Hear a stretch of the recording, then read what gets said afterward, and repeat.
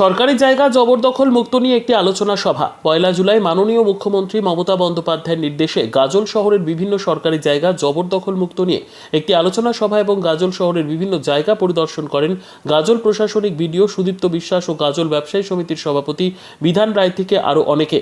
তারা প্রথমে গাজল ব্লক দপ্তরে বসে একটি আলোচনা সভা করেন। কিভাবে জবরদখল মুক্ত করা যায় সে বিষয় নিয়ে আলোচনা করেন। কিভাবে গাজল শহরে যানজট মুক্ত করা যায় সে বিষয় নিয়ে আলোচনা হয়। উপস্থিত ছিলেন বিডিও সুদীপ্ত বিশ্বাস, যুগ্ম বিডিও সুব্রত শ্যামল, গাজল পঞ্চায়েত সমিতির সভাপতি মোজাম্মেল হোসেন, মালদা জেলা পরিষদের খাদ্য কর্মাধ্যক্ষ রীতা সিংহ, মালদা জেলা পরিষদের সদস্য দীনেশ টুডু, সাগরিকা সরকার, গাজল থানার আইসি চন্দ্রশেখর ঘোষাল, গাজল ব্যবসায়ী সমিতির সম্পাদক বিধানচন্দ্র রায় সহ অন্যান্য ব্যক্তিবর্গ। আলোচনা সভা শেষে তারা গাজলের কিষাণ মান্ডিতে যান, সেই জায়গা পরিদর্শন করেন। গাজল বাসস্ট্যান্ড এলাকা পরিদর্শন করেন। সেখান থেকে তারা গাজল ট্রাফিক মোড় এলাকায় যান, সেখানেও পরিদর্শন করেন।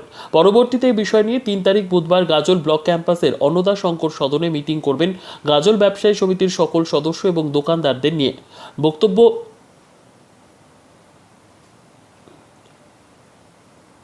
বিডিও সুদীপ্ত দাস ও গাজল ব্যবসায়ী সমিতির সম্পাদক বিধানচন্দ্র রায়ের। ব্যুরো রিপোর্ট, দিনরাত স্টার নিউজ।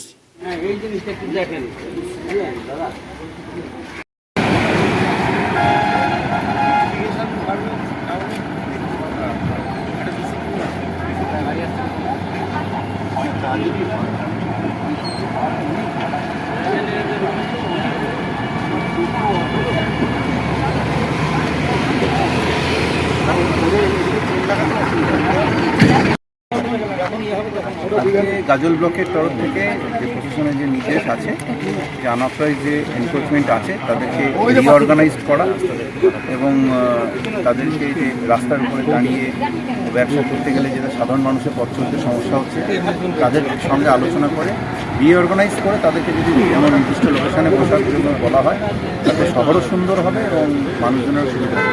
সেই ব্যাপার নিয়ে আমরা সবাই মিলে পুলিশ প্রশাসন এবং এখানকার যারা মার্চেন্ট কমিটির চেয়ারম্যান যারা আছেন তাদের সকলের সঙ্গে এবং আমাদের পিআরআই বডির যারা মেম্বার আছেন সকলকে নিয়ে আমরা একটা প্রাথমিক আলোচনা করলাম।